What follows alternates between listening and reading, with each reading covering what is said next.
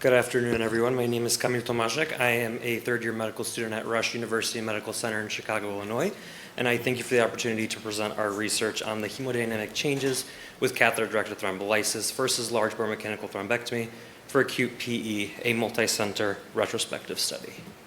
I have nothing to disclose. So the purpose of this study was to compare the effectiveness and changes in hemodynamics with catheter-directed thrombolysis, CDT, and large bore mechanical thrombectomy, LBMT, for treating massive and intermediate risk pulmonary embolism. So just a brief overview of what CDT is. It's when we place a multi-site hole infusion catheter into the pulmonary arteries at the location of a clot, and then we distribute thrombolytic medication. This case, we used tissue plasmin activator, also known as alteplase, and infused it through that catheter for about 12 to 24 hours. Afterwards, we removed the catheter, and the procedure was completed. Anytime we use thrombolytics, they are associated with an increased risk of bleeding. Most notably, the most severe complication of bleeding is intracranial hemorrhage. That being said, this complication is quite rare.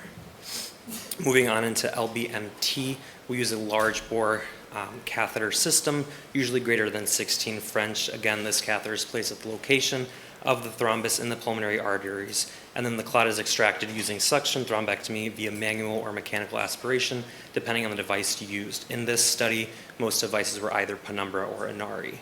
After the extraction, the catheter is immediately removed and the procedure is finished. One thing I wanted to note is anytime we have a patient presenting with PE is kind of this spiral that they enter. Increased RV afterload leads to a slew of different pathophysiological changes that result in eventual obstructive shock and, if not corrected, death. So an interesting topic and outcome of prior studies, including Perfect, CL2, and Ultima, that showed a reduction in systolic PA pressures about 25%. This reduction has been shown and correlated directly with improved right heart recovery. Moving on to our materials and methods of this study, it's included 5 medical center retrospective reviews performed. These were both academic and community centers. We looked at about 133 patients, 23 were treated with CDT, and 108 were treated with LBMT.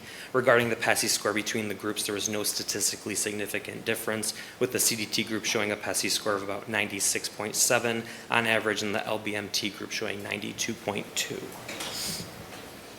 Moving on into the results regarding the pulmonary artery pressure changes, they were similar across groups, showing an average decrease of about 20%, a little bit over 20%. That being said, the reduction was pretty equivocal between CDT and LBMT groups. Heart rate changes, the CDT group demonstrated greater reduction in heart rate compared to the LBMT group. Looking at the heart rate reduction, CDT showed about 17.8 beats per minute reduction, while LBMT showed about 8.4. Again, this was a statistically significant value. These are the same results, just in a graphical format to kind of better visualize. Paying attention to that center column, the heart rate reduction was greater in the CDT group compared to the LBMT group. Regarding procedural resource utilization, LBMT did show a higher use of procedural resources, including double the time in procedure, fluoro time, and contrast use.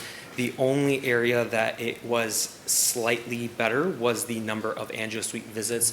This kind of directly correlates with the way these procedures are performed. LBMT is usually a one-time visit to the angio-suite, while the CDT group typically is a 2-time visit unless the catheter is removed bedside.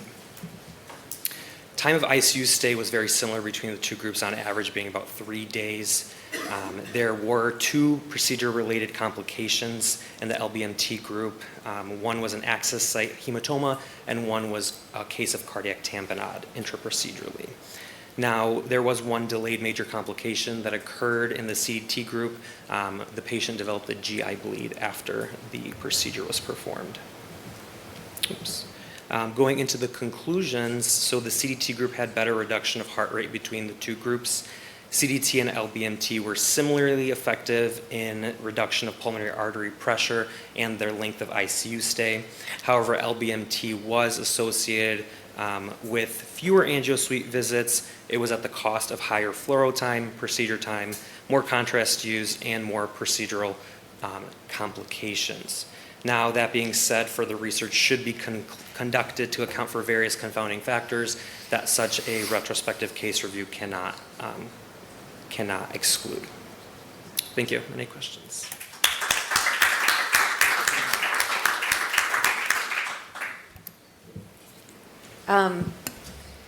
Thank you so much for that presentation, and especially being a third-year medical student, just wanted to congratulate you on a really nice presentation. Do we have any questions, comments from the audience? Go ahead. I have a question. What dose of alteplase do you use for catheter dilatation?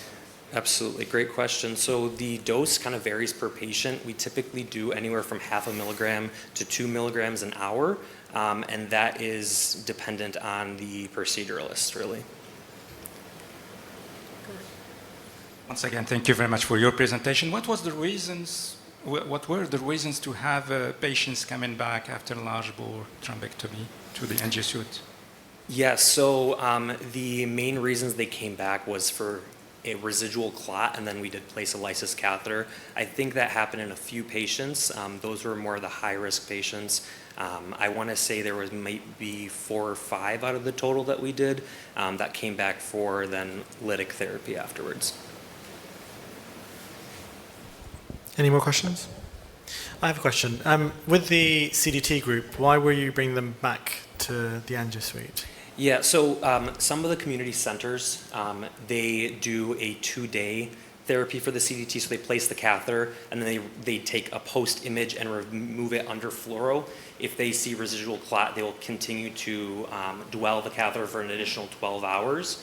So typically, this happened overnight. If a patient comes in overnight, we place the catheter, let them dwell in ICU, take them back the next morning, and then take images. If they still require more lytics, we send them back for another 12 and then remove it bedside. Otherwise, you're just remove it on the table.